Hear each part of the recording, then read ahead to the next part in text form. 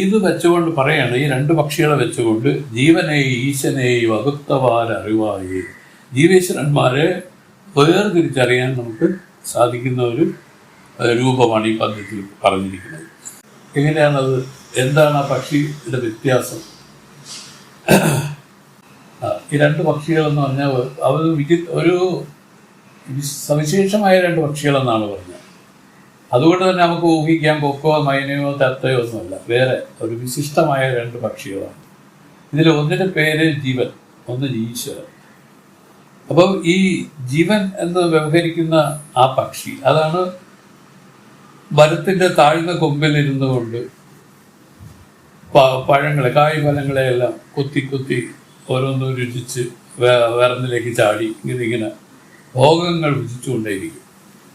മറ്റേ പക്ഷി എന്താണ് ചെയ്യേണ്ടത്? ഈ സമയത്ത് ഈ ഭോഗങ്ങൾ ഭുജിക്കുന്ന പക്ഷിയെ നോക്കിക്കൊണ്ട് ഒന്നും ഭുജിക്കാതെ അങ്ങനെ ഇരിക്കും. അതിന് ചാട്ടവും ഇല്ല, ഓട്ടവും ഇല്ല, അത് ഭുജിക്കുന്നുമില്ല. അത് മറ്റേ പക്ഷിക്ക് കേവലം നോക്കിക്കൊണ്ട്, അതിന് സാക്ഷി എന്ന് പറയും, കേവല സാക്ഷിയായിട്ട് ഇരിക്കുന്ന രൂപമാണ് ഈ രണ്ടാമത്തെ പക്ഷി. ഇതിനെ വെച്ചുകൊണ്ട് അവർ പറഞ്ഞു, മാവരെ ഈ ജീവനെ ഈശനെ വകുത്തവാർ അറിവായി. ഇങ്ങനെയാണ് ജീവേശ്വരന്മാരെ വകുത്തറിയുന്നത് എന്ന് കാണും. ഇതുകൊണ്ട് നമുക്കെന്താണ് പ്രയോജനം? പറയൂ. കാരണം വേറെ ഒന്നുമില്ല, നിങ്ങൾക്കൊക്കെ ഇഷ്ടം വന്നു കഴിഞ്ഞല്ലോ ഇതിനകത്ത്. പിന്നെ കുറെ കാര്യങ്ങളൊക്കെ അകത്തുനിന്ന് ഉൾത്തിരിഞ്ഞ് വരേണ്ടതാണ്. ഇത് നമുക്കെന്താണ് പ്രയോജനം? അതാണ് ഒരു കാര്യം ഓർമ്മിച്ച് പറഞ്ഞാൽ മനസ്സിലാവും. അതായത് ഈ വാസ്തവത്തിൽ ബ്രഹ്മം മാത്രമേ ഉള്ളൂ. ഉപാധി വശാൽ ഇത് ജീവനായിട്ടും ഈശ്വരനായിട്ടും നിൽക്കുകയാണ്. ജീവനായിട്ട് നിന്ന് ഈ താഴത്തെ കിളിയെ പോലെ എന്താണ് ചെയ്യണത്? ഈ ഭോഗങ്ങളെല്ലാം ഭുജിച്ചു കൊണ്ടിരിക്കണം. ഒന്നിൽ നിന്ന് മറ്റൊന്നിലേക്ക് ചാടി ചാടി ചാടി ഇങ്ങനെ നിൽക്കുന്ന ഒരു സ്വഭാവം. മുകളിലിരിക്കുന്ന പക്ഷി അതാണ് ഈശ്വരൻ. അത് ഉപാധി വശാൽ വന്നിരിക്കുന്ന വേറൊരു ചൈതന്യമാണ്. വാസ്തവത്തിൽ ബ്രഹ്മം മാത്രമേ ഉള്ളൂ സത്യമായിട്ട്. ഇതിൽ ജീവനും ഈശ്വരനും ഉപാധിയിൽ വന്നിരിക്കുന്നത്, ഇത് രണ്ടും അധ്യാസമുണ്ട്. ബ്രഹ്മത്തിൽ അധ്യാസമായിട്ട് വന്നിരിക്കുക, തോന്നലായിട്ട് വന്നിരിക്കുക. പക്ഷെ എന്നാലും ശ്രുതി പറയുന്നു, നമുക്കിപ്പോൾ പ്രബലമായിട്ട് നമുക്ക് ഈ അജ്ഞാനമാണ് മാറ്റേണ്ടത്. ഈ അജ്ഞാനം മാറണമെങ്കിൽ എന്ത് വേണം? അവർ പറഞ്ഞു 90 ലക്ഷ്യമായി വന്നാലേ പറ്റൂ. 90 ലക്ഷ്യമായി വരുന്നതിന് എന്ത് വേണം? വിട്ട ലക്ഷണം കൊണ്ട് ജീവന്റെ ഉപാധികളെ നിയതി ചെയ്ത് അതിൻ്റെ അവധിയിൽ സവികല്പം പഴകണം. സവികല്പ സ്വഭാവം പഴകി കാണുന്നു, കേൾക്കുന്ന, മടക്കുന്ന, ഈ 5 രൂപത്തിൽ ശബ്ദസ്പർശ രൂപരസ ഗന്ധമായിട്ട് ഈ മനസ്സെപ്പോഴും ബഹുരൂപമായിട്ട് നിൽക്കും. ഇതിനെന്ത് ചെയ്യണം? അവർ പറഞ്ഞു, ഇതെല്ലാം അറിയപ്പെടുന്നു, കാണപ്പെടുന്നു, അതുകൊണ്ട് ഇതെല്ലാം ത്യാജ്യം, ഇത് ത്യജിക്കേണ്ടത്.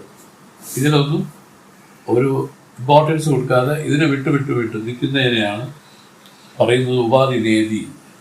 അങ്ങനെ നിൽക്കുമ്പോൾ എന്ത് സംഭവിക്കും? മനസ്സ് നിശ്ചലമാവുകയാണ്, വൃത്തിരഹിതമായി വരാൻ പോവുകയാണ്. ആയില്ല, വേറൊരു പ്രബല വൃത്തി ഇരിക്കുന്നത് മാറ്റണമെന്നുള്ള ഒരു വൃത്തി അവിടെ ഇരിക്കും. ഇതിനെയൊക്കെ മാറ്റിക്കൊണ്ടുള്ള ഒരു വൃത്തി അവിടെ ഇരിക്കും. അതും കൂടെ മാറുന്ന ഒരു നിലയിലാണ് ഈ സമാധി അനുഭവം ഇതിൽ വരാൻ പോകുന്നത്. അതും കൂടെ മാറുക എന്ന് പറഞ്ഞാൽ ഇത് ബാഹ്യമായ പദാർത്ഥങ്ങളോടുള്ള ഇത് കുറയുമ്പോൾ സ്വാഭാവികമായിട്ടും പിന്നെ അതും ഇല്ലാതാവും. വിഷയങ്ങളില്ലാതാവുമ്പോൾ വിഷയവും ഇല്ലാതാവും. അതിൻ്റെ ഒരു സൂത്രമാണ്. കാഴ്ചകളില്ലാതാവുമ്പോൾ കാണുന്നവനും ഇല്ലാതാവും. വേറൊരു ട്രിക്ക് പറഞ്ഞിരിക്കുന്നത്, ഈ കാണുന്നവരും ഈ കാഴ്ചയും ഈ അറിവും മൂന്നും ഒന്ന് തന്നെയാണ്. അതാണ് ത്രിപുടി രൂപമായിട്ട് ഇതിൻ്റെ മുമ്പിൽ കാണിച്ചുകൊണ്ടിരിക്കുന്നത്. ഇവർ പറയുന്നു, കേവലം ആ വിഷയെ, അതാണ് കർത്താവായ ജീവൻ, അവനെ ഉപശമിപ്പിക്കുന്ന എന്ത് വേണം? വിഷയങ്ങളെ ഇല്ലാതാക്കിയാണ്. അപ്പോൾ അതാണ് രാമായണത്തിൽ അങ്ങനെ പറഞ്ഞത്, വട്ടത്തിൽ നിൽക്കുന്ന സപ്തസാലങ്ങളെ ഒറ്റ ഓളി അമ്പിനാൽ എയ്തു മുറുക്കിയെങ്കിൽ ബാലിയെ കൊന്നില്ല. ബാല്യം എന്ന് പറഞ്ഞാൽ ജീവൻ. ഈ ജീവൻ എങ്ങനെയാണ് ഇല്ലാതാക്കണത് എന്ന് ചോദിച്ചോ പറഞ്ഞു, അത് പരാക്രമം ചെയ്ത് നിൽക്കുന്ന 7 വൃക്ഷങ്ങളിൽ മേലാണ്. ഈ 7 വൃക്ഷങ്ങളെ എയ്തു മുറുക്കിയാണെങ്കിൽ ബാലിയെ കൊല്ലാം. ബാലിയെ കൊല്ലാന്ന് വെച്ചാൽ ബാലി ഇത് ഈ 7 വൃക്ഷങ്ങൾ ഈ സപ്തസാലങ്ങളിലാണ് വ്യവഹരിക്കുന്നത്. ഇതിലാണ് അവന്റെ പരാക്രമങ്ങളെല്ലാം അവർ കാണിച്ചുകൊണ്ടിരിക്കുന്നത്. ആർക്കാണോ ഒറ്റ ഒളി അമ്പെന്ന് ഉദ്ദേശിച്ചത് കൊണ്ട് അവിടെ നമ്മൾ സാധാരണ രീതി അല്ലെന്നും അത് ശ്രുതി, യുക്തി, അനുഭവം, ആചാര്യസമ്മതമായ രൂപത്തിലുള്ള ഒരു യുക്തി അവിടെ ഉണ്ടെന്നും അത് ആർക്കാണോ വന്നത് അവർക്ക് ആ നിമിഷം തന്നെ ഈ പറയുന്ന ബാലിയില്ലാതാണ്. ഈ അഹങ്കാര ജീവൻ അസ്തമിക്കും. പക്ഷെ അസ്തമിച്ചത് എവിടെയാണ് അസ്തമിച്ചതെന്ന് ചോദിച്ചാൽ അത് ഈ വസ്തുവിലാണ്. ഇതെല്ലാം ഇതിൽ നിന്ന് തന്നെ വെറുതെ വിവർത്തമായി തോന്നിയിരിക്കുന്ന കാര്യങ്ങളാണ്. അറിവ്, ബൃഹത്തായ അറിവെന്ന് പറയുകയാണെങ്കിൽ, ആ ബ്രഹ്മമെന്ന് പറയുകയാണെങ്കിൽ അത് കേവലം വിവർത്തമായിട്ടാണ് ഇത് നിൽക്കുന്നതെന്ന് മനസ്സിലാക്കുക. ആരോപമായിട്ട് നിൽക്കുക, വാസ്തവമല്ല. അങ്ങനെ ഈ ജീവോപാധികളെ നീതി ചെയ്ത് വിട്ടലക്ഷണം കൊണ്ട് നീതി ചെയ്ത് ആ സവികൽപ്പ സമാധി പര്യന്തം അങ്ങനെ കഴിയുന്നവർക്ക് ആ നിർവികൽപ്പ സമാധി അതിൻ്റെ ഫലമായിട്ടുണ്ടാവും. അതെങ്ങനെ വരുമെന്ന് വെച്ചാൽ അത് വസ്തുതന്ത്രമായതുകൊണ്ടാണ് പറഞ്ഞത്. അവിടെ പ്രയത്നിച്ചു കൊണ്ടിരുന്ന ആ ആളും കൂടെ, ആ ഒരു യത്നം കൂടെ അവിടെ എപ്പോഴാണോ ഇല്ലാതാകുന്നത് അവിടെ ഉറക്കവും അടുത്തടുത്ത് സമീപത്തിൽ നിൽക്കുക, രണ്ടുപേരും നിൽക്കുക. അടുത്ത് തമസ് വീഴുകിക്കൊണ്ട് പോകുന്നത് നമ്മൾ വീണ്ടും സുഷുപ്തിയിലേക്ക് പോയി. കാരണം അവിടെ നിന്നാണ് എഴുതി വന്നത്. അതേസമയം സത്വഗുണം, ആ സാത്വികത്തിൽ ആ അഖണ്ഡാകാര ബുദ്ധി ഇതിൽ വന്ന് കയറിയ അത് സമാധി. രണ്ട് തരത്തിൽ വളരെ സറ്റിലായിട്ടുള്ള ഒരു പൊസിഷനാണ്. അത് ജിജ്ഞാസു, ഒരു നല്ല ജിജ്ഞാസു, ഇതിലേക്ക് അത്യാഗ്രഹമുള്ള ആള്, ഇതിലേക്ക് ആ മുക്തിസുഖം അനുഭവിക്കണമെന്നുള്ള കഠിനമായ ഇച്ഛയുള്ള ആള്, അയാൾക്ക് ഈ സ്ഥലം വിചാരജന്യമായിട്ട് നിൽക്കാൻ സാധിക്കുന്നത് കൊണ്ട് അവിടെ രക്ഷപ്പെടാം. മറ്റുള്ളവർക്ക് അവിടെ പിന്നെ എല്ലാം മന്ദീഭവിച്ച് ഉറക്കത്തിലേക്ക് അത് വലിച്ചു കൊണ്ടുപോകും. ഏറിയ 99% അജ്മേർ സാഹിബ് പറഞ്ഞു 99% ആളുകൾ ഇതിൻ്റെ ആ തമസ് വീഴ്കപ്പെട്ടു പോകുന്നതാണ്. അതും ചില സൂക്ഷ്മതകൾ ഉണ്ടെന്ന് അതിലും പിടിച്ചുകൊണ്ട് ഏറെ നേരം ഇരിക്കാം എന്നൊക്കെ പറയുന്നുണ്ട്. എത്ര സമയം വേണം ഇരിക്കാമെന്നാണ് പറയുന്നത്. ഒരിക്കലത്തെ അവിടെ ഗുരുദേവൻ ഇങ്ങനെ നടന്നു വരുമ്പോൾ അവിടെ ഒരാളിങ്ങനെ കുറേ ആഴ്ചകളായിട്ട് ഇങ്ങനെ ജലപാനം പോലും ഇല്ലായിരിക്കുന്നതായിട്ട് സ്വാമിയുടെ ശിഷ്യന്മാർ പറഞ്ഞു. സ്വാമി ഇവിടെ ഒരു ദിവ്യ പുരുഷനിരിക്കുകയാണ്, അദ്ദേഹത്തിനെ കൂടെ കണ്ടിട്ട് നമുക്ക് പോവാം. എന്തിനാണോ എന്ന് ചോദിച്ച് സ്വാമി അത് നിരുത്സാഹപ്പെടുത്തി. എങ്കിലും ഇവരുടെ നിർബന്ധത്തിന് വിധേയമായി സ്വാമി ആ സ്ഥലത്ത് ചെന്നപ്പോഴേ അദ്ദേഹത്തിന് മനസ്സിലായി ഇരിപ്പ്. അദ്ദേഹം ചെന്ന് അദ്ദേഹം മുതുകിൽ ആ ഇരിക്കുന്ന ആളുടെ മുതുകിൽ മുട്ടുകാല് കയറ്റിയിട്ട് ഒന്ന് ഞെളിച്ചപ്പോൾ ഇയാൾ ഉണർന്ന ഉടനെ സ്വാമി ചോദിച്ചു എങ്ങനെയുണ്ടെന്ന് ചോദിച്ചു. അപ്പോൾ അദ്ദേഹം ഒന്നും അറിയുന്നില്ല സ്വാമി. അപ്പോൾ സ്വാമി ചോദിച്ചു അങ്ങനെ ഒന്നും അറിയുന്നില്ലെങ്കിൽ പിന്നെ എന്തിനാണോ ഇങ്ങനെ ഇരിക്കുന്നത്, എണീറ്റ് പാടുന്നു. ഇതാണ്. അപ്പോൾ ഇതുപോലെ സൂക്ഷ്മ തലങ്ങൾ ഈ തമസിലുണ്ട്. സ്വാമി നമുക്ക് പരിചയപ്പെടുത്തിയതാണ്. സൂക്ഷ്മതലം എന്ന് വേറെ ഒന്നുമല്ല. ഈ പറയുന്ന മനസ്സ് വിഷയാകാര വൃത്തികൾ ഇല്ല, പിൻവലിച്ച് ഒന്നിനും താല്പര്യം ഇല്ല തന്നെ അവർക്ക്. പക്ഷേ അവർക്ക് ജിജ്ഞാസയില്ല, അവർക്ക് ജനനമരണ സംസാരം തീർക്കണമെന്നുള്ള ആ ലക്ഷ്യബോധം ഇല്ല. അങ്ങനെയൊക്കെ വരുന്നവരെ സംബന്ധിച്ച് വീണ്ടും ഈ സുഷുപ്തി തന്നെ വിഴുങ്ങി അതും ചില ദിവ്യമായ ചില സ്ഥലങ്ങളിൽ കൊണ്ട് ഇരുത്തിയേക്കും. എത്ര ലോകങ്ങളാണ് സുരേഷ് ഇതിൽ. 14 ലോകങ്ങളെന്ന് പറയും. ഇത് 14 അല്ല, അതിലും മൾട്ടിപ്പിളായിട്ടാണ് ലോകങ്ങൾ ഇരിക്കുന്നത്. അതിലെല്ലാം വളരെ ദിവ്യത്വമുള്ള സ്ഥലങ്ങൾ തന്നെ. പിതൃക്കളിരിക്കുന്ന സ്ഥലം, ദേവന്മാരിരിക്കുന്നത്, ഗന്ധർവന്മാരിരിക്കുന്നത്, യക്ഷന്മാരിരിക്കുന്നത്, ഇതെല്ലാം ഓരോ സ്ഥലങ്ങളാണ്. ഇതെങ്ങനെയാണ് ആ പ്രോപ്പറായിട്ട് ആ ജ്ഞാനത്തിലേക്ക് വന്നില്ലെങ്കിൽ വഴി തെറ്റി ഇവിടെ എവിടെയെങ്കിലും പോയി ഇരിക്കാൻ വളരെ സാധ്യതയുള്ള ഒരു സംഗതിയാണ്. അതുകൊണ്ട് വളരെ സൂക്ഷിക്കാൻ പറഞ്ഞു. ആര് ചിന്താൻ സ്വാമികളെ പോലെയുള്ളവർ അവർ പറഞ്ഞു. അതുകൊണ്ടാണ് പറഞ്ഞത് ഇത് വളരെ ഗുരുവിൽ നിന്ന് കേട്ട് അതിന് ഒറ്റ രീതിയിൽ തന്നെ പഴകണം. അതിന് വേറെ രൂപത്തിലായാൽ ഇങ്ങനെയൊക്കെയുള്ള കുറേ അപകടങ്ങൾ ഒളിച്ചിരിപ്പുണ്ടെന്ന് സ്വന്തം. അപ്പോൾ ഇതാണ്. അപ്പോൾ നമ്മൾ പറഞ്ഞു വന്നത് എന്താണ്? ഈ 2 കിളികളും വാസ്തവത്തിൽ ബ്രഹ്മത്തിൽ ഉപാധിവശൽ വന്നിരിക്കുന്നതാണെന്ന് ആദ്യം മനസ്സിലാക്കുക. രണ്ടാമത് മനസ്സിലാക്കാനുള്ളത് ഇതിന് കട്ടി എന്ന് പറയുന്നത് ഈ അജ്ഞാനം, ഈ ജീവന്റെ അജ്ഞാനം നീക്കലാണ് പ്രധാനം. പക്ഷെ അതിന് നമുക്ക് ഈശ്വരന്റെ കൂട്ട് വേണം.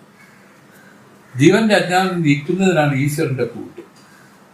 അതുകൊണ്ട് അവർ പറഞ്ഞു 90 ലക്ഷമായി വന്ന കൂടസ്ഥ ദർശനം വന്നു കഴിഞ്ഞാൽ ഈ പറഞ്ഞ അജ്ഞാനത്തിന് നാമവിശേഷമാവെന്ന് പറയുന്നില്ല, അത് പതുക്കെ എരിയാൻ തുടങ്ങും. ഇതാണ് സഞ്ചിത കർമ്മങ്ങൾ പതുക്കെ എരിയാൻ തുടങ്ങും. സഞ്ചിത കർമ്മം എന്ന് പറയുന്നത് എന്താണ് സുരേഷ്? അനന്ത ജന്മങ്ങളായിട്ട് നമ്മൾ ആർജിച്ച കർമ്മങ്ങളാണ്, കർമ്മവാസനകളാണ്. ഇതെല്ലാം കൂടെ കാരണശരീരത്തിൽ മഹാമേരു പോലെ പാണ്ടക്കെട്ടുകളായിട്ട് ഇട്ടിരിക്കുന്നതാണ് ശിവസ്വാമി പറഞ്ഞ് കേട്ടിരിക്കുന്നത്. എത്രയോ ജന്മമെടുക്കാനുള്ള വിത്തുകൾ ഇതിൽ നിലനിൽക്കുകയാണ് പോലും. ഇതെല്ലാം എങ്ങനെയാണ് ഒരാൾക്ക് ഒരു ജ്ഞാനാഗ്നി കൊണ്ട് തീരുന്നതെന്ന് ചോദിച്ചാൽ അങ്ങനെ തീരില്ല. അതുകൊണ്ടാണ് പറഞ്ഞത് ഈ സമാധി ദീർഘനാളുണ്ടാക്കണം. ആദ്യം ഒന്നുണ്ടായി, കുറച്ചറ്റുപോയി, വീണ്ടും ആ സമാധി പഴകി ആ 90 ലക്ഷമായി വരണം. ഇങ്ങനെ വന്ന് വന്ന് വന്ന് വന്ന് വന്ന് വന്ന് വന്ന് ഈശ്വരത്വത്തിൽ ജ്ഞാനം നിലയിൽ വന്നു, ഉറച്ചു. അതായത് സ്ഥിതപ്രത്യമായി വന്നു. അയാളെ സംബന്ധിച്ച് ഇനി എന്ത് ചെയ്താലും അയാൾക്ക് അജ്ഞാനം, ആ പഴയ അജ്ഞാനത്തിലേക്ക് പോവില്ല. ആ നിലയ്ക്ക് അതായത് തീർന്നു. പക്ഷെ അവിടെ കൊണ്ട് തീർന്നില്ല. ഈശ്വരന്റെ കൂട്ടും പിടിച്ചത് ഈ അജ്ഞാനത്തെ നീക്കാനാണ്. അത് കഴിഞ്ഞ് ഈശ്വരത്വം ഇവിടെ വേണ്ട. അതിനാണ് ഈശ്വരൻ എന്ത് ചെയ്യാൻ പറഞ്ഞത്. അതെങ്ങനെയാണ്? വിടാത്ത ലക്ഷണം കൊണ്ട് ഈ തൽപരിശോധന. അതെങ്ങനെയാണ് പരിശോധിക്കേണ്ടത്? വിടാത്ത ലക്ഷണം കൊണ്ട് ഈ ജീവന്റെ ഈശ്വരന്റെ ഉപാധിയെ നേടിയത്. അതിനവധിയിൽ ആ ബ്രഹ്മം, ഇത് രണ്ടുപേരും കൂടെ ഐക്യത്തെയാണ് നമ്മൾ പറയുന്നത് പരിപൂർണ ജ്ഞാനമായിട്ട് പറഞ്ഞത്. ജീവന്റെ ഉപാധി നീങ്ങി നിന്ന് കണ്ട ആ കൂടസ്ഥനും ഈശ്വരന്റെ ഉപാധി നീങ്ങി നിന്ന് കണ്ട ആ ബ്രഹ്മവും സമാനാധികരണത്താൽ ഐക്യം എന്നുള്ളതാണ് ഇവിടെ ശ്രുതികൾ നമ്മളെ ബോധിപ്പിക്കുന്നത്.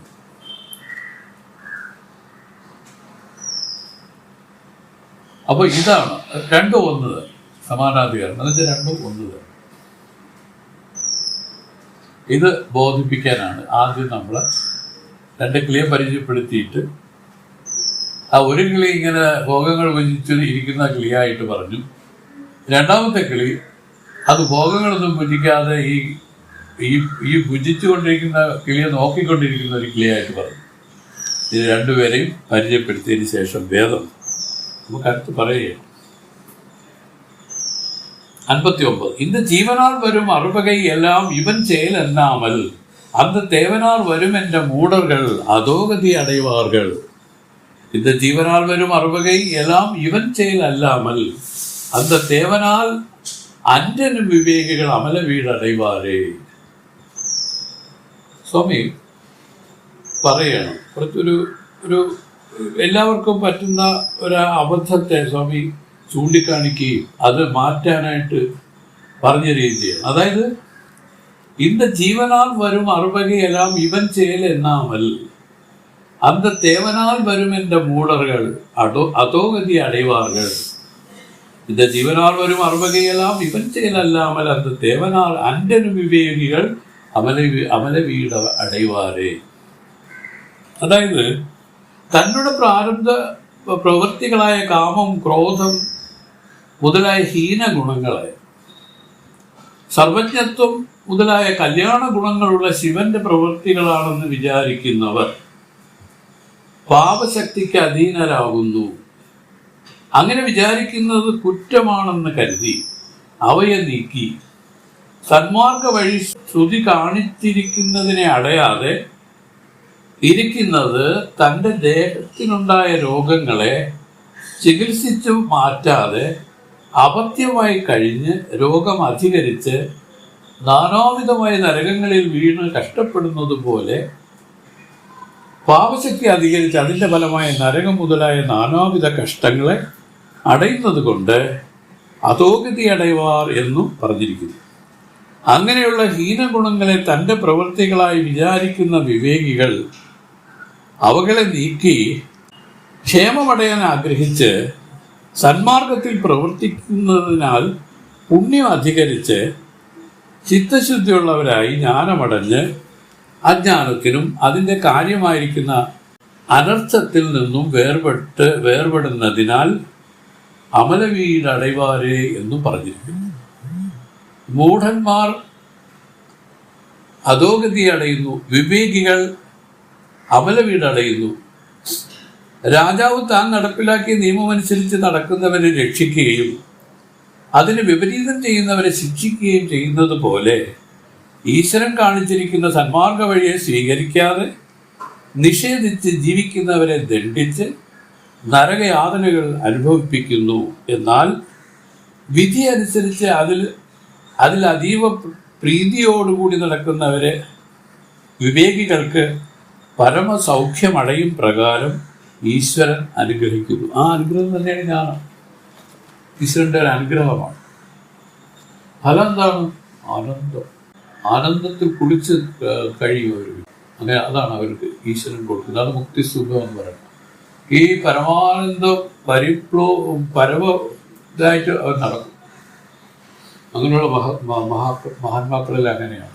എന്നാൽ ചിലർക്ക് അത് പ്രാരബ്ധം തടയുന്നുണ്ട്. ചിലർക്ക് പ്രാരബ്ധം തടയുന്നുണ്ട്. അതിന് ചിന്മയാനന്ദ സ്വാമി ഒരു ക്ലാരിഫിക്കേഷൻ തന്നിട്ടുണ്ട്. അത് ഈ പറയുന്നില്ല, ഈ ജ്ഞാനികളാണെങ്കിലും ജന്മനാൽ ആ ഗുണം സത്വഗുണമാണെങ്കിൽ മാത്രമേ ഇത് ഇടമുറിയാതെ ഈ ആനന്ദാനുഭവം നിലനിൽക്കൂ. അതേസമയം രജഗുണത്തിലാണോ തമോ ഗുണത്തിലൊക്കെ ഇരിക്കുന്ന ഒരു പ്രകൃതമാണ് ഇവർക്കുള്ളതെങ്കിൽ ഇതില്ല. എന്നാലും ഇത് പറയുന്നു, ഒരു വിശിഷ്ടമായ ഒരു അനുഭവം അത് അവരിൽ ലഭിക്കും. എന്നാൽ സത്വഗുണം പ്രധാനികളായിരിക്കുന്നവർക്ക് ഈ അമൃതത്വയിൽ വന്നു. എന്താണ് സുരേഷ് സത്വഗുണം പ്രധാനം എന്ന് ഉദ്ദേശിച്ചത്? മനസ്സ് കേവലമായി നിലനിർത്തി പോരുന്നവരാണ്. അവർക്ക് മനസ്സിൽ ഭാരമില്ല. മനസ്സിൽ രാഗദ്വേഷ മതമത്സരങ്ങൾ ഒന്ന് ഉദിച്ചാൽ അപ്പം തന്നെ പോകുന്ന വിധത്തിൽ അവര് ഒരു ചിന്മയാനന്ദ സ്വാമി പറഞ്ഞ ഒരു ഉദാഹരണം തന്നെ പറയാം. ചിന്മയാനന്ദ സ്വാമി പറഞ്ഞു, ഒരു മീറ്റർ ഘടിപ്പിച്ചതുപോലെയാണ് ഞാനിപ്പോൾ ഇരിക്കുന്നത്. എനിക്ക് നിങ്ങൾ ആരെങ്കിലും വരുന്നവർ എനിക്കറിയാം. നിങ്ങളുടെ മനസ്സിൽ പ്രവർത്തിക്കുന്നത് എനിക്കറിയാം. മനസ്സിലായി? മാത്രമല്ല, ഒരു വാക്ക് ഉച്ചരിക്കണമെങ്കിൽ പോലും, ഒരു കാര്യം പ്രവർത്തിക്കണമെങ്കിൽ പോലും ഈ മീറ്ററെ നോക്കിയേ ഞാൻ പ്രവർത്തിക്കൂ. കാരണം ഇത് ആ സത്വഗുണ ആനന്ദാനുഭവത്തിൽ നിന്ന് മാറ്റുന്ന വിധത്തിലുള്ള ഒരു പ്രവൃത്തിയും ചെയ്യില്ല. മനസ്സിനെ ഹാർഡാക്കി വെക്കാതെ മനസ്സിനെ ലഘുവാക്കി മൃദുവാക്കി വെക്കാനാണ് അവരുടെ ഉപദേശം. അത്രയും ലഘുവാക്കുക. പ്രാരബ്ധം നമുക്ക് ഒരുപാട് ദുഷ്ടദുഃഖങ്ങൾ തരും. പറഞ്ഞില്ലേ, എല്ലാം അധിഷ്ഠം. ഈ അധിഷ്ഠത്തെ നമുക്ക് കാണാൻ പറ്റില്ല. അധിഷ്ഠം നമ്മൾ പൂർവ്വജന്മം ചെയ്ത കർമ്മത്തിന്റെ ഫലമാണ്. ഈ കർമ്മം നമുക്ക് വന്ന് ഫലിക്കുമ്പോഴേ അറിയാൻ പറ്റുള്ളൂ. വന്ന് ഫലിച്ചുകൊണ്ടിരിക്കുമ്പോൾ നമുക്ക് മറ്റൊരാളായിരിക്കും നിമിത്തമായി അതിൽ നിൽക്കുന്നതെങ്കിലും ഇവർ പറയുന്നു, അല്ല, ഇത് അധിഷ്ഠപ്പാ, അധിഷ്ഠം എന്ന് പറയും. നീ മുൻജന്മം ചെയ്ത കർമ്മങ്ങളുടെ ഫലം നീ അനുഭവിക്കുകയാണ്. അത് ആരിലും ആ കുറ്റം കൊണ്ട് ചാരരുത്. കാരണം എല്ലാം ഈശ്വര സ്വരൂപികളാണ്. സത്യത്തിൽ നമുക്ക് കാണുന്നതെല്ലാം ഈശ്വര സ്വരൂപങ്ങളാണ്. ആ ഈശ്വരൻ തന്നെയാണ് ഈ കർമ്മത്തെ ഉണർത്തി വിട്ടിരിക്കുന്നത്. കാരണം ഇത് പോയാലല്ലേ ഞാനും ഇതിന് സ്ഥിരപ്പെടുകയുള്ളൂ. കൃഷ്ണ ജ്ഞാനം സ്ഥിരപ്പെടാനായിട്ട് പ്രതിബന്ധമായിരിക്കുന്ന ഈ പ്രാരബ്ധത്തെ ഈശ്വരൻ പെട്ടെന്ന് തന്നെ ചില നിമിത്തങ്ങൾ വെച്ചുകൊണ്ട് മാറ്റാൻ ശ്രമിക്കുന്നതാണെന്ന് മനസ്സിലായി. അതുകൊണ്ടാണ് നമുക്ക് ഈ ദുഃഖങ്ങൾ അനുഭവിക്കേണ്ടി വരുന്നത്. ആളുകൾ വിചാരിക്കും ഹിമാലയത്തിൽ പോയി നിന്നാൽ ദുഃഖമൊന്നും അനുഭവിക്കാതിരിക്കാം.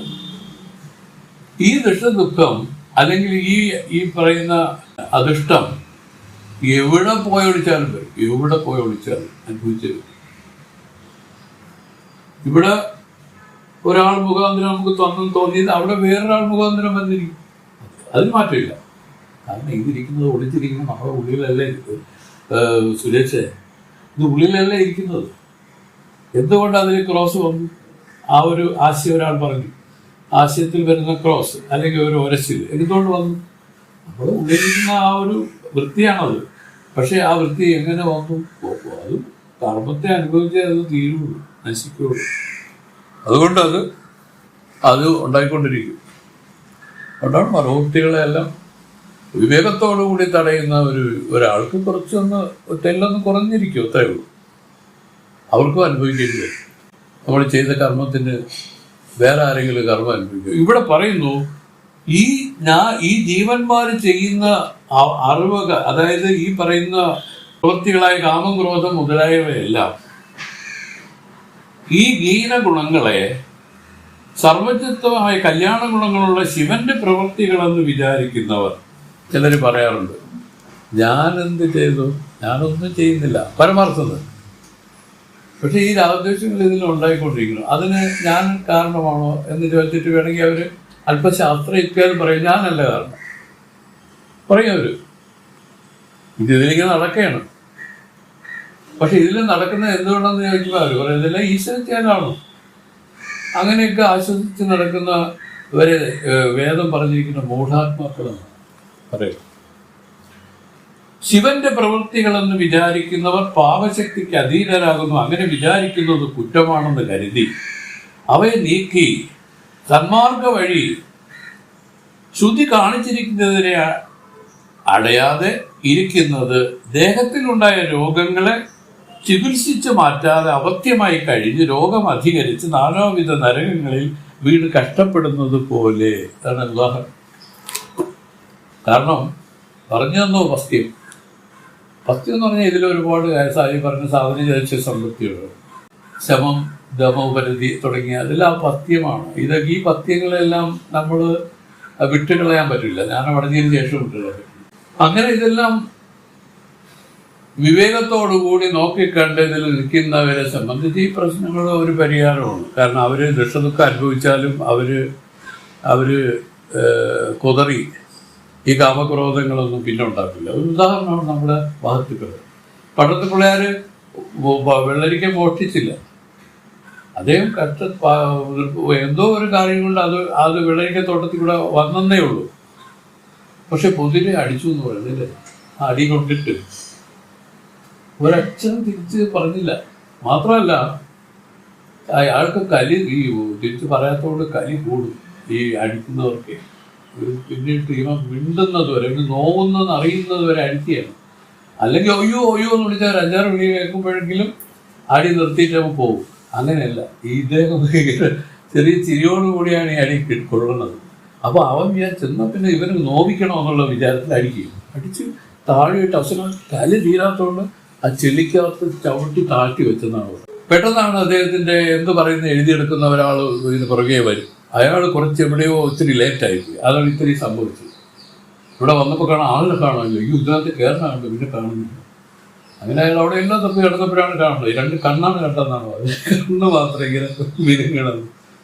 അത് ചെളി കൂതിയിരിക്കുകയാണ്. വലിച്ച് പുറത്തിട്ട് എന്ത് പറ്റി എന്നൊക്കെ പറഞ്ഞ് ചോദിക്കുന്നതിൻ്റെ ഇടയിൽ തന്നെ വെള്ളത്തിൽ കൊണ്ടിട്ട് കുളിപ്പിച്ച് ഒരു വിധമാക്കി പൊക്കി നിർത്തി. അപ്പോൾ ഇയാൾക്കൊരു അഭിമാനം തോന്നി. അവൻ ചവിട്ടി താഴ്ത്തി ഞാൻ കുളിപ്പിച്ച് വൃത്തിയാക്കിയല്ലോ എന്നുള്ളൊരു അഭിമാനത്തിൽ ചോദിച്ചു, അവളെ ചിന്ത ഗുണം താനാ ഇവാളെ ചിന്ത ഗുണം താനാന്ന് ചോദിച്ചു. മറുപടി അവളെ ചിന്തത് ഗുണം താ ഇവാളെ ചിന്ത ഗുണം താ. 2 അർത്ഥമാണ്. ഗുണമാണല്ലോ ഇതെല്ലാം പ്രവർത്തിപ്പിക്കുന്നത്, ത്രിഗുണങ്ങളാണ് പ്രവർത്തിപ്പിക്കുന്നത്, മായയാണ് പ്രവർത്തിപ്പിക്കുന്നത് എന്നൊരർത്ഥം. രണ്ടാമതൊരർത്ഥമുണ്ട്, ഇത് കൊള്ളാം, അയാൾ ചെന്നും കൊള്ളാം, ഇയാൾ ചെന്നും കൊള്ളാം, 2 കൊള്ളാമെന്നേ പറഞ്ഞു. ഇത് മനസ്സിലായി? കാരണം ആ പ്രാരബ്ധം അതിലിരിക്കുകയാണ്. അത് അയാൾ മാറ്റിത്തന്നു എന്നുള്ള രീതി അത് കൊള്ളാം. പിന്നെ ഇവ കുളിപ്പിച്ചു, ശരിയാണ്. ശരീരത്തിൽ പിന്നെ എനിക്ക് പ്രയാസപ്പെടേണ്ടി വന്നില്ല. നീ ചെയ്തോ ഗുണം, 2 പേരും ചെയ്തോ ഗുണമെന്ന് പറഞ്ഞ് മാറിക്കളായിരുന്നു. അപ്പോൾ ഇത് എന്ത് മനസ്സിലായി? ജ്ഞാനികൾക്കറിയാം ഇതെല്ലാം ആരുമല്ല ഇത് ചെയ്യുന്നത്. എല്ലാവരും ഇതിൽ നിമിത്തം മാത്രമേ ഉള്ളൂ മനസ്സിലാക്കാവുള്ളൂ. അതുകൊണ്ടാണ് പറഞ്ഞത് ഈശ്വരൻ നിമിത്ത കാരണമാണ്. ഈശ്വരൻ എന്ന് പറയും നിമിത്ത കാരണമാണ്. പക്ഷെ അതിന് ശരിക്കുള്ള കാര്യം എന്താണ് എന്ന് ചോദിച്ചാൽ മുജമ്മൻ ചെയ്ത പാപകർമ്മം. അതാണ് നമ്മളെ ഇങ്ങനെ വരണത്. അപ്പൊ പറയാണ്, ഇതിന് ചിലര് പറയും ഈശ്വരൻ ചെയ്ത കുറ്റമായിട്ട് പറഞ്ഞ് ഈശ്വരനെ നിന്ദിച്ചിങ്ങനെ പറഞ്ഞുകൊണ്ട് നടക്കുന്ന അവരെ പറ്റി പറയുന്നത് മൂഢന്മാർക്ക് എന്ത് പറ്റും? അധോഗതി അടൈവാർകൾ. അതിനൊരു ഉദാഹരണമാണ് ഏറ്റവും ഗംഭീരം. മരുന്ന് കൊടുത്ത് പസ്യം ആചരിക്കാതെ മരുന്ന് കഴിച്ച് ആ സൂക്കേട് അധികരിച്ചാലേ അതിന്റെ കുറ്റം ആർക്ക്? അതാണ് പറഞ്ഞത്. അത് അതിലും പസ്യമുണ്ട്. പസ്യം എന്ന് പറയുന്നത് അത് നല്ല നോക്കിക്കൊണ്ട് തന്നെ മരുന്ന് കഴിക്കണം. അതാണ് ഇതിലെ വിധി. ഇതുപോലെ ഇവിടെയാണ്. ഇതുപോലെ ഈ പറയുന്ന ശബദമാദികള്, അതാണ് ഇവിടുത്തെ പസ്യം. അതിനെ ആചരിച്ചുകൊണ്ട് തന്നെ ആ രൂപത്തിൽ ജീവിതം നയിച്ചുകൊണ്ട് തന്നെ ഇത് ചെയ്യണം. അല്ലെങ്കിൽ പറ്റില്ല. അല്ലെങ്കിൽ എന്ത് പറ്റും? ഒരു ദിവസം പറയും ഞാൻ ഇത്രയും ധ്യാനം ചെയ്തു. അങ്ങനെ ഈശ്വരനൊന്നും ഇല്ല ഒരാളിനെ പറഞ്ഞു കൊടുക്കുക. ചുമ്മാ അറിയില്ലാത്ത കാര്യങ്ങൾ. എത്രയോ പേര് ഇതിൽ വിരക്തന്മാരായി പോകും. കാരണം എന്താണ്? അവർ പസ്യം ആചരിച്ചില്ല, അതുകൊണ്ട് മരുന്ന് ഫലിച്ചില്ല. ആ പസ്യാചരണത്തോടു കൂടി അതാണ് സ്വാമി കൃത്യം ആ ഒരു ഇതിട്ടേക്കണം. അതായത് അങ്ങനെ വിചാരിക്കുന്ന കുറ്റമാണെന്ന് കരുതി അവയെ നീക്കി സന്മാർഗ വഴി ശ്രുതി കാണിച്ചിരിക്കുന്നതിനെ അടയാതെ ഇരിക്കുന്നത് തൻ്റെ ദേഹത്തിലുണ്ടായ രോഗങ്ങളെ ചികിത്സിച്ച് മാറ്റാതെ അപസ്യമായി കഴിഞ്ഞ് രോഗം അധികരിച്ച് നാനാവിധമായ നരകങ്ങളിൽ വീണ് കഷ്ടപ്പെടുന്നത് പോലെ പാപശക്തി അധികരിച്ച് അതിൻ്റെ ഫലമായ നരകം മുതലായ നാനാവിധ കഷ്ടങ്ങളെ അടയുന്നത് കൊണ്ട് അധോഗതി അടയുവാറുകൾ എന്ന് പറഞ്ഞിരിക്കുന്നു. ഇനി അങ്ങനെയുള്ള ഹീനഗുണങ്ങളെ തൻ്റെ പ്രവൃത്തികളായി വിചാരിക്കുന്ന വിവേകികൾ, തൻ്റെ പ്രവൃത്തി ഈശ്വരൻ്റെ നല്ല കാര്യത്തെ വിചാരിച്ച അതങ്ങനെയല്ല, ഇതെല്ലാം തൻ്റെ മിസ്റ്റേക്കാണ്, തൻ്റെ കുറ്റങ്ങളാണെന്ന് വിചാരിക്കുന്ന വിവേകികൾ അവകളെ നീക്കി അടയണമെന്ന് ആഗ്രഹിച്ച് സന്മാർഗത്തിൽ പ്രവർത്തിക്കുന്നതിനാൽ എന്താണ് സംഭവിക്കുന്നത്? പുണ്യം അധികരിച്ച് ചിത്തശുദ്ധി ഉള്ളവരായി ജ്ഞാനമടഞ്ഞു. ചിത്തശുദ്ധി ജ്ഞാനത്തിന്റെ കാരണമായിട്ടിരിക്കുന്നത്. അതായത് ചിത്തശുദ്ധി വന്നാൽ അവിടെ ഉടനെ തന്നെ എന്ത് സംഭവിക്കും? സാധന ചതുക്ഷ സമ്പത്തി വന്ന് നിറയും. സാധന സതിക്ഷ സമ്പത്തി ദ്വാര സദ്ഗുരു ലാഭം, സദ്ഗുരു ലാഭദ്വാര ശ്രവണം, മനനം, നിധ്യാസനം. ഇങ്ങനെ അത് ഒറ്റയടിക്ക് പറഞ്ഞു നിർത്തിയത് അവിടെ തീർന്നില്ല. ഇങ്ങനെ ക്രമത്തിൽ ഈ ജീവൻ ജ്ഞാനമടഞ്ഞ അജ്ഞാനത്തിനും അതിൻ്റെ കാര്യമായ അനർത്ഥത്തിൽ നിന്നും വേർപെടുന്നു. ഇങ്ങനെയാണ് വേർപെടുന്നത്. അതിനാൽ പറഞ്ഞു അമല വീടടയുവാർ എന്ന് പറഞ്ഞു. മൂഢന്മാർ അധോഗതി അടയുന്നു, വിവേകികൾ അമല വീടടയുന്നു.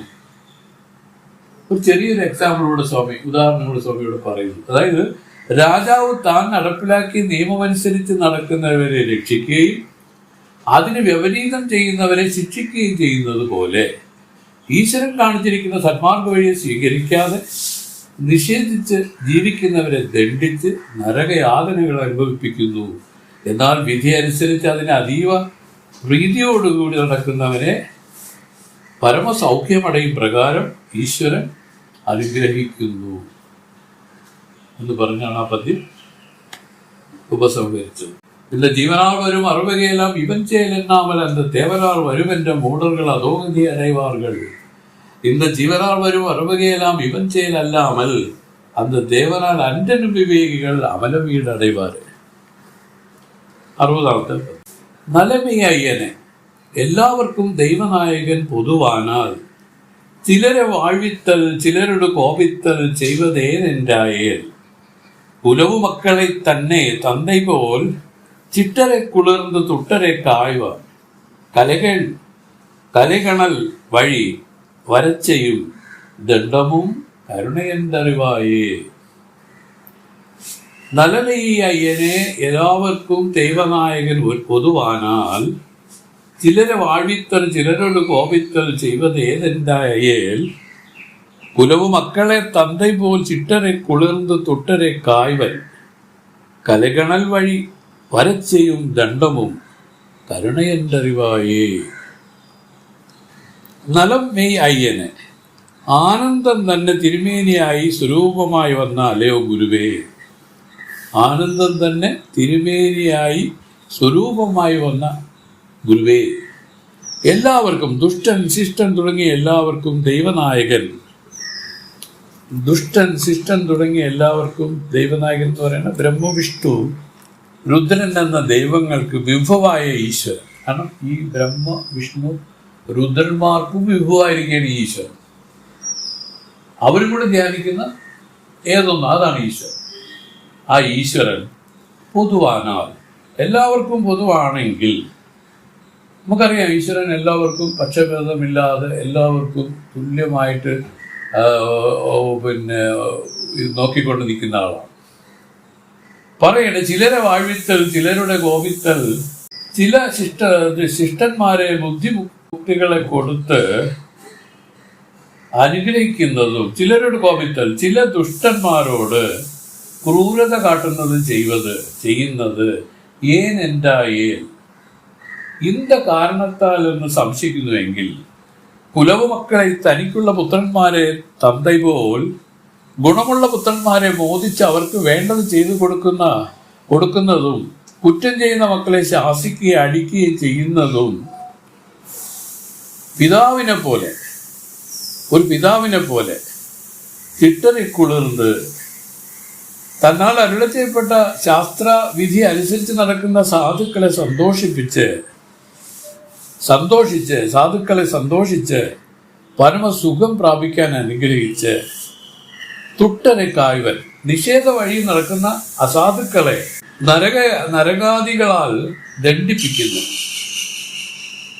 കലകൾ നന്വര ശാസ്ത്രങ്ങളിൽ പറയപ്പെട്ട നിഷേധ മാർഗത്തെ ഉപേക്ഷിച്ച് വിധിമാർഗത്തിൽ വരുന്നതിന് വേണ്ടി ചെയ്യുന്ന ശിക്ഷയും ദണ്ഡവും കരുണയെന്തറിവായേ, കൃപയാണ്, അല്ലാതെ വേറെ അല്ല എന്ന് നീ അറിയുക. ഈശ്വരൻ ചെയ്യുന്ന ശിക്ഷയും അതാണ്. ഈ ശിക്ഷകളെ പറ്റി ഒരു വ്യാഖ്യാനം കൊടുത്തിരിക്കുകയാണ്. ശിക്ഷ എന്ന് പറഞ്ഞാൽ ദാരിദ്ര്യം, വ്യാധി, ദുരിതം, നരകം മുതലായവ. നല്ല വഴിയിൽ നടക്കുന്ന നല്ല അനുസരണയുള്ള പുത്രന്മാരോട് സന്തോഷിച്ച് അവർക്ക് വേണ്ട നന്മകളെയും ചെയ്തും, തെറ്റായ വഴിയിൽ നിഷേധികളായി നടക്കുന്ന പുത്രന്മാരെ ദ്വേഷിച്ച് നല്ലവനാക്കി കൊണ്ടുവരാൻ ശിക്ഷ കൊടുത്തും നിൽക്കുന്ന പിതാവ് എങ്ങനെ പാരപക്ഷമില്ലാതെ കാരുണ്യവാനാണോ, അങ്ങനെ തന്നെ സാധു അസാധു ഇവ രണ്ടുപേരിലും ഈശ്വര കാരുണ്യത്താൽ നൽകുന്ന ഐശ്വര്യസിദ്ധിയും നരകയാതനകളും കരുണാവാരിധിയായിരിക്കുന്ന ഈശ്വരന്റെ കാരുണ്യമല്ലാതെ പാരപക്ഷമാകുന്ന വിഷമദൃഷ്ടി അല്ലെന്ന് മനസ്സിലാക്കുക. കാരണം ഈശ്വരന് പാരപക്ഷമില്ല. പിന്നെ ഇവരെ രണ്ടുപേരെയും ഈ രൂപത്തിൽ ചിലരെ സന്തോഷിപ്പിക്കുകയും ചിലരെ ദുഃഖിപ്പിക്കുകയും ചെയ്യുന്ന വിധത്തിൽ എന്തങ്ങനെ ആയിപ്പോയെന്ന് ചോദിച്ചാൽ, വിധിമാർഗത്തിൽ പ്രവർത്തിച്ച് ഇവർക്ക് ഈ മോക്ഷ സാമ്രാജ്യത്തിലേക്ക് എടുക്കാനായിട്ട് ചെയ്തിരിക്കുന്ന പണിയാണ്. തിരിച്ച് ദുഷ്ടൻ എന്ന് പറയുമ്പോൾ അവരിതിനെ നിഷേധിച്ച് പറഞ്ഞത്, അതാണ് നിഷേധ വഴി നടക്കുന്നത്. നിഷേധികളായിരിക്കുന്ന പുത്രന്മാര് അവര് ആ വിധിമാർഗത്തിൽ കൊണ്ടുവരാൻ വേണ്ടിയിട്ടുള്ള, അത് ആ പിതാവിൻ്റെ എന്ന് പറഞ്ഞ് നല്ല രീതിക്ക് മനസ്സിലാക്കി അല്ലേ. കാരണം ഒരച്ഛൻ എപ്പോഴും നല്ല ഗുണമുള്ള പിള്ളേരോട് സ്നേഹവും മറ്റേ പിള്ളേരോട് വിരോധവും കാണിക്കും. പക്ഷെ രണ്ടുപേരോടും വാസ്തവത്തിലുള്ളത് സ്നേഹം തന്നെയാണ്. കാരണം അവരോട് വിരോധിക്കുന്നത് അവൻ നല്ലവനാവാൻ വേണ്ടിയല്ലേ. അതുപോലെ ഈശ്വരനും അത്രയുള്ള ഉദ്ദേശം. അതുകൊണ്ട് വ്യാധി എന്ന് പറഞ്ഞാൽ എന്തിനൊക്കെയാണ്? ദാരിദ്ര്യം, ദുഃഖം, രോഗം ഇങ്ങനെ തുടങ്ങിയതിനെയാണ് പറയുന്നത്. ഏതാണ്? ശിക്ഷകൾ. ഇതാണ് ശിക്ഷകൾ. മറ്റവർക്ക് എന്തിനാ അവരെ സന്തോഷിപ്പിച്ച് എന്ന് പറഞ്ഞാൽ അവരെ വേണ്ട നന്മകൾ ചെയ്തു കൊടുക്കും അവർക്ക്. ഇങ്ങനെ ഇരിക്കുന്ന ഈശ്വരൻ എന്താണ് ഉദ്ദേശിച്ചിരിക്കുന്നതെന്ന് ചോദിച്ചാൽ, പാരപക്ഷമില്ലാതെ എല്ലാവരെയും വിധിമാർഗത്തിൽ കൊണ്ടുവന്ന് മുക്തി അടയിക്കാനുള്ള ഒരു കാരുണ്യമാണെന്ന് കണ്ടോളണം. ഏത് രൂപത്തിലായാലും കാരുണ്യം തന്നെ. ഇതിനെയാണ് ഇവിടെ ഈ പദ്യത്തിലൂടെ പറയുള്ളൂ. ഈശ്വരന്റെ കാരുണ്യമല്ലാതെ പാരപക്ഷമാകുന്ന വിഷമദൃഷ്ടി അല്ലെന്ന് മനസ്സിലാക്കുക. ഭഗവാൻ ഒരൊറ്റ ഉദ്ദേശമുള്ള മുക്തി അടയിപ്പിക്കുക എന്നുള്ളതാണ്. ജീവന്മാരെ എല്ലാം മുക്തി അടയിപ്പിക്കുക, ഇതാണ് ഭഗവാന്റെ ഉദ്ദേശം. ഈ ഭഗവാൻ ആരെന്നറിയാം? മുമ്പ് പറഞ്ഞിട്ടുണ്ട്. ബ്രഹ്മം അച്ഛനായിട്ട് പറഞ്ഞുകൊണ്ട് അദ്ദേഹത്തിന് 2 മക്കളായിട്ടാണ് ജീവനെ ഈശ്വരനെ പറയുന്നത്. ജീവേശ്വരന്മാർ 2 മക്കളാണ്. മൂത്തയാൾ ഈശ്വരൻ, ഇളയാള് ജീവൻ. മൂത്തയാൾ വിവേകിയും നല്ല സദ്ഗുണ സമ്പന്നനുമാണ്. മൂത്തയാൾ, അതാണ് ഈശ്വരൻ. ഇളയാളോ ദുർഗുണനാണ്, അവിവേകിയാണ്. അപ്പോ മക്കളെ 2 പേര് 2 ഗുണത്തിലിങ്ങനെ ഇരുന്നാലും അച്ഛൻ്റെ സ്വത്തിൽ 2 മക്കൾക്ക് അവകാശമുണ്ടില്ലേ? ഒരു പറഞ്ഞ തുല്യ അവകാശമാണ്. അച്ഛനും ജ്യേഷ്ഠന് എത്ര അവകാശമുണ്ടോ അത്രയും അവകാശം അനിയനുമുണ്ട്. അച്ഛൻ്റെ സ്വത്ത്, പിതൃസ്വത്ത്. അപ്പോൾ പറയുന്ന കഥ എങ്ങനെയാണ്? പിതാവ് പറഞ്ഞു, ബ്രഹ്മ പറഞ്ഞു, എടാ അവനിപ്പോൾ ഇത് കൊടുക്കാൻ പറ്റില്ല, അതുകൊണ്ട് 2 കൂടെ ഞാൻ നിന്നെ ഏൽപ്പിക്കാം. അവനെ വിവേകിയാക്കിയിട്ട് നീ അവന് കൊടുക്കണം എന്നുള്ള നിബന്ധനയിൽ ഈശ്വരനെ നിർത്തി. ഈശ്വരൻ കർത്തവ്യ നിരതനാണ്. എപ്പോഴും ഈ അനുജനെ നന്നാക്കി ഈ പിതൃസ്വത്ത് ഏൽപ്പിക്കാനുള്ള തത്രപ്പാടിലാണ് ആരംഭിക്കുന്നത് ഈശ്വരൻ. ഈശ്വരൻ നമ്മുടെ ജ്യേഷ്ഠനാണ്. ജ്യേഷ്ഠൻ അനിയനോട് തൻ്റെ പിതാവ് കൽപ്പിച്ചിരിക്കുന്നതിനെ പാലിക്കാൻ ആയിട്ട് ശ്രമിക്കുന്നതാണ് ഈ ലോകം. വാസ്തവത്തിൽ അതിനു വേണ്ടിയിട്ടാണ് ഈ സൃഷ്ടി ചെയ്തതെന്ന് പറയുന്നത്. അല്ലെങ്കിൽ എങ്ങനെ ഇരുന്നു? എല്ലാവരും, ഒരാൾ തമസിൽ ഉറക്കമായിട്ടിരുന്നു, ഒരാൾ ജ്ഞാനത്തിൽ സമാധിയിലിരുന്നു. 2 പേരും 2 തരത്തിരുന്നതാണ്. ഉറക്കം ഒരു സമാധി പോലെ തന്നെ. പക്ഷെ അതുകൊണ്ട് വലിയ ഗുണമൊന്നുമില്ല. എത്ര ഉറങ്ങിയാലും അതിൽ ഒന്നും മാറുന്നില്ല. അതുകൊണ്ടാണ് ഈശ്വരൻ ആലോചിച്ച് എങ്ങനെ ഈ അനിയനെ രക്ഷിക്കാം. അങ്ങനെ ഈശ്വരന്റെ സൃഷ്ടിയാണ് ഈ ലോകം. ഈ പ്രപഞ്ചം ഈശ്വര സൃഷ്ടിയാണ്. ബ്രഹ്മം ഒന്നും ചെയ്യുന്നില്ല. ഇതുമായിട്ട് യാതൊരു ബന്ധവുമില്ല. അതതിൻ്റെ എല്ലാം കൊടുത്തു കഴിഞ്ഞു. ഈശ്വരന്റെ പണിയേ ഉള്ളൂ ഇനിയുള്ള. ഈശ്വരന്റെ പ്രാപ്യം തന്നെയാണ് ജ്ഞാനമായിട്ടുള്ളത്. ജ്ഞാനികൾ എങ്ങനെയാണ് ഈ വൈതരണി കിടക്കുന്നതെന്നറിയാം. ജ്ഞാനം ഉണ്ടായെന്ന് വെച്ചാൽ ഈശ്വര സംരക്ഷണം, പൂർണ്ണമായി ഈശ്വരത്വം ഇതിലേക്ക് ഉണ്ടായി. അതിനുശേഷം അവർ കർമ്മങ്ങൾ ചെയ്യും. അവർ ആശ്രമം സ്ഥാപിക്കും. അവർ സാധുക്കൾക്ക് ഉപദേശിക്കും. അവർ ഈ പറഞ്ഞ കണക്ക് ലോകോപകാരപ്രദമായി പലതും ചെയ്യും. പക്ഷേ അവരെ സംബന്ധിച്ച് ആനന്ദത്തിലിരുന്ന് തന്നെ ചെയ്യാം. അങ്ങനെ ചെയ്ത് അവരുടെ പ്രാരബ്ധം പൂർണ്ണമായി ബ്രഹ്മാനന്ദ രസമായിട്ട് അനുഭവിച്ച് തീർത്ത് വിദേഹമുക്തിയാണ് ശരിക്കുള്ള മുക്തിയായിട്ട് പറയുന്നത്. അതായത് നമ്മുടെ ശരീരം കൂടെ പൂർണ്ണമായി പോയതിനു ശേഷമാണ് ആ വിദേഹമുക്തിയെ പറ്റി പറയുന്നത്. ഇപ്പോൾ കൃഷ്ണനെ, ശ്രീകൃഷ്ണ പരമാത്മാവിൻ്റെ കഥ പറയുമ്പോൾ നമുക്ക് തോന്നും ആ വേടൻ ഒളിയുമ്പ ഇത് അദ്ദേഹത്തിന് കൊണ്ടുവന്നു അല്ലേ? ശരിക്കും പറഞ്ഞാൽ ഒരു ജ്ഞാനിയാണ് കൃഷ്ണൻ. ഏത് തരം ജ്ഞാനി എന്ന് വെച്ചാൽ ജീവൻ മുക്തനാണ്. പക്ഷെ അദ്ദേഹത്തിന് കർമ്മങ്ങളോ ശിഷ്ടകർമ്മങ്ങളോ ധാരാളം ഉണ്ട്. അതാ ഒളിയമ്പ് കൊണ്ടതിനൊരു കാരണം പറയുന്നത് സുരേഷ് ചന്ദ്രനാണ്. ബാലിയെ ഒളിഞ്ഞിരുന്ന് കൊന്നതാണ് കഴിഞ്ഞ പൂർവ്വജന്മത്തിൽ. അപ്പോൾ അടുത്ത പദ്യം കൂടെ വായിച്ചിട്ട് ജസ്റ്റ് നിർത്തിയത്. മനവിലങ്കറും മൈന്ദനെ കർപ്പകമരം കനൽ പുനൽ മുറ്റും കനൽ പുനൽ മുറ്റും തനെ അടൈந்தவர்க்கு வறுமையும் சீதமும் தாகமும் தவிர்த்தாலும் அதே ஈசனும் அடைந்தவர்க்கு அருள் செய்வார் அகன்றவர்க்கு அருள் செய்யார் இணைய குற்றங்கள் எவர் குற்றம் என்று எண்ணிதியை அறிவார். ഇങ്ങനെ പദ്യങ്ങളാണ് സാധ്യം. മനവിലങ്കറും മൈന്ദനെ കற்பകമരங்கு കനൽ പുനൽ മൂன்றும் தன்னை அடைந்தவர் வறுமையும் சீதமும் தாகவும் தவிர்ந்தாலும் அனைய ஈசனும் அடைந்தவர்க்கு அருள் செய்வான் அகன்றவர்க்கு அருள் செய்யான் இணைய குற்றங்கள் எவர் குற்றம் என்று എണ്ണി നീ അറിവായി. കുടുംബമാകുന്ന ബന്ധപാശങ്ങളെ അകറ്റിയ അല്ലയോ മകനെ. അതാണ് മനവിലങ്കറും മകനെ. കുടുംബ കുറ്റമാകുന്ന ബന്ധപാശങ്ങളെ അകറ്റിയ അല്ലയോ മകനെ. കർപ്പകമരം പുനൽ, അത് കനൽ പുനൽ മൂன்று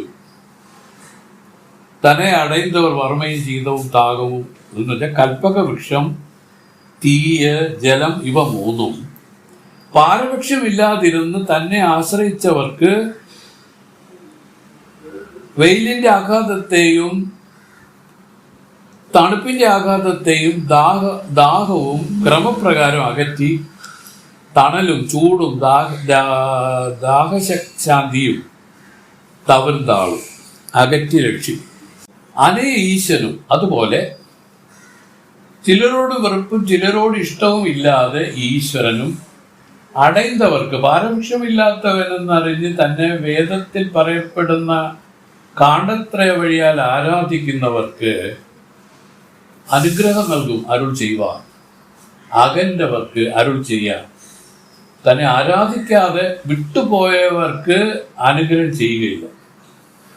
ഇനേ കുറ്റങ്ങൾ ഇപ്രകാരം ചെയ്യാതെ വേദവഴി നടക്കാതെ ഇരിക്കുന്നത് എവർ കുറ്റമെന്ന് ആരുടെ കുറ്റങ്ങളാണെന്ന് എണ്ണി നീ അറിവാ, നീ വിചാരിച്ചറിയുക.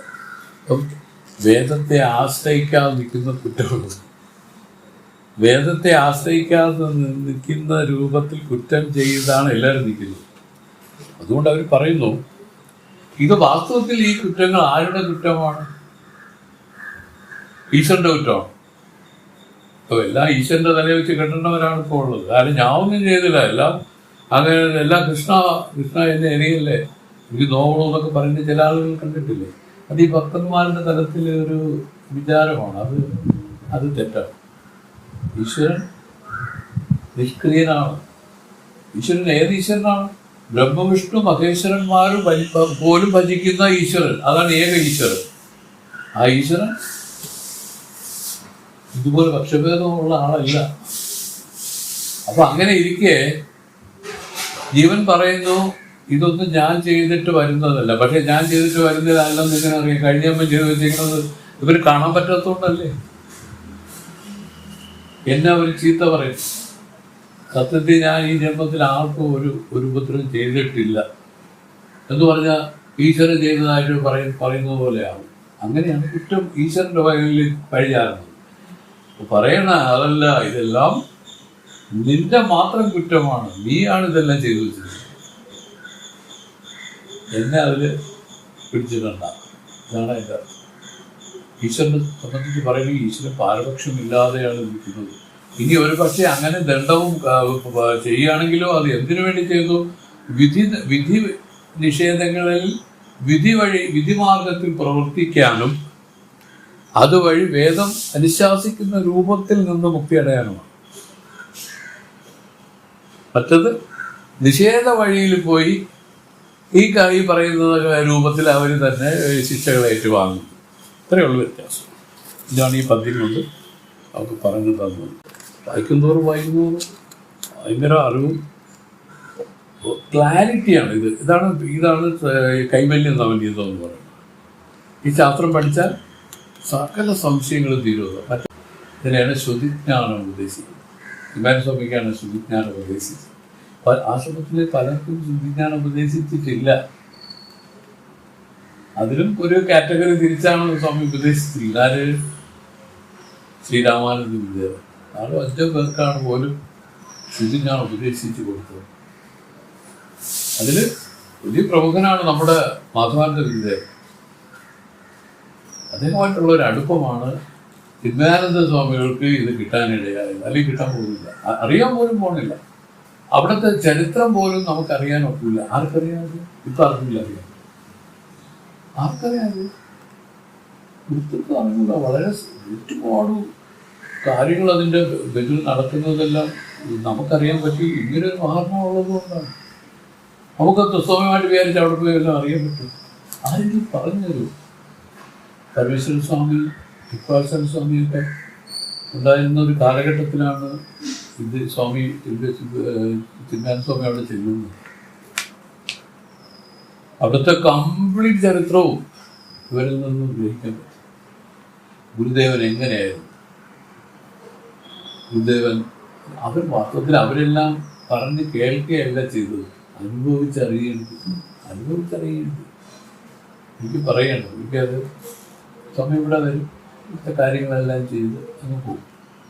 വീട്ടിൽ പോകും. വീട്ടിലാണല്ലോ. വീട്ടിലങ്ങനെ കിടക്കുന്ന അവസരത്തിൽ ഒരു ദിവസം അവൻ പറയുന്നു, ഗുരുദേവൻ വന്ന് ആ ബെഡ്റൂമിലും കയറിയത്. അപ്പം ചോടി എണീറ്റു. കറക്റ്റ് അത് ആ രൂപത്തിൽ തന്നെ കാണുകയാണ്. നമസ്കരിച്ചു എന്നും പറയും. നാം ഇനി എങ്ങും പോകണ്ട, ഇവിടെ തന്നെ ഉണ്ടാവും. ഇങ്ങനെയൊക്കെയാണ് അവരുടെ അനുഭവങ്ങളാണ്. അത് സ്വാമി ഇങ്ങനെ പറഞ്ഞപ്പോഴും നമുക്ക് പൂർണ്ണമായ രീതിയിൽ വിശ്വസിക്കും. പക്ഷേ അതിനുശേഷം ജ്ഞാനം കഴക്കൂട്ടാശ്രമത്തിലെ ജ്ഞാനത്തിൻ്റെ സ്രോതസ് അങ്ങോട്ട് മുട്ടാൻ തുടങ്ങി. ഈ ഗ്രന്ഥങ്ങളിലെല്ലാം ഒരിടത്തും സ്വാമി എഴുതിയ പുസ്തകങ്ങളെല്ലാം ചെതല് കൊണ്ടുപോയി. സന്നിധിയിൽ ഒരു ഒറ്റ പുസ്തകം പോലും അവശേഷിച്ചിട്ടില്ല. ഇനി അവശേഷിച്ചാൽ തന്നെ അതിന് മനസ്സിലാക്കി അത് പറഞ്ഞു കൊടുക്കാൻ ശേഷിയുള്ളവരും ഇല്ല. പപ്പയും ഉണ്ടായി. അതിന് പരമേശ്വര സ്വാമിയുടെ കാലം വരെ ഒരു വിധം ഇങ്ങനെ തട്ടിയും കൂട്ടിയും പോയി. അതിൽ നിന്ന് ഒരു തിരി കത്തിച്ചാണ് ചിന്മയാനന്ദ സ്വാമി വഴി ഇവിടെ കുറച്ച് പേർക്ക് കിട്ടിയിരിക്കുന്നത്. മനസ്സിലായിക്കോളൂ. ഇപ്പൊ ഇങ്ങനെയുള്ളൂ, ഈ ഒരു നിപ്പേ ഉള്ളൂ. ഇങ്ങനെ കുറച്ച് ആളുകളുണ്ട്. എന്തൊന്നു പോലും അറിയാതെ വലിയൊരു മൂടുപടത്താൽ മറയപ്പെട്ടു പോകും, ആവരണം ചെയ്തു പോകും ഗുരുദേവനൊക്കെ. ഇപ്പൊ അങ്ങനെയാണ് അവിടുത്തെ പോകും. കണ്ടില്ലേ, ജ്ഞാനാശ്രമത്തില് വേറെ പരിപാടികൾ നല്ല ഒരു സമയത്ത് അതിനെല്ലാം വില കൊടുക്കേണ്ടി വരും. കനത്ത വില. ഇതിനാണ് സമയം എന്താണ് നമ്മളോട് പറഞ്ഞത്? ഗുരുദേവൻ പറഞ്ഞ അതേ കാര്യം ഗുരുദേവൻ പറഞ്ഞത് ഇങ്ങനെയാണ്. ഒരു ജ്ഞാനാശ്രമങ്ങൾ വളരെ കുറവാണ്. ഇതൊരു ജ്ഞാനാശ്രമമായിട്ട് നിലനിർത്തണം. അതിന് വേറെ ഒരു പരിപാടി ഇവിടെ വേണം. ഗുരുക്കന്മാർ പറഞ്ഞിരിക്കുന്ന രൂപത്തിൽ ഇങ്ങനെ പോയിക്കൊണ്ടിരുന്നതാണ്. പലരും വന്ന് ഇതിനകത്ത് കയറി പിൽക്കാലത്ത് പ്രശ്നക്കാരായി മാറുന്ന രൂപത്തിൽ വരാം. അവരെല്ലാം വളരെ ശ്രദ്ധിച്ച് നിരീക്ഷിച്ച് വേണം ഇതിലേക്ക് പ്രവേശിക്കുന്നത്. ഒരുപാട് കർശന നിയമങ്ങൾക്ക് വിധേയമായാണ് ഞങ്ങൾ. മയ്യനെ എന്നുള്ള നിന്റെ അനന്ത ജന്മങ്ങളാണ്ടമയ്യനെ ഉപദേശിക്ക വെളിവന്ന ഗുരുവേ പോറ്റി കുയ്യവേ മുക്തി നൽകുതവിക്കോറുതവിനായി ചെയ്യുമാറും തിരുവടി പോറ്റി പോറ്റി.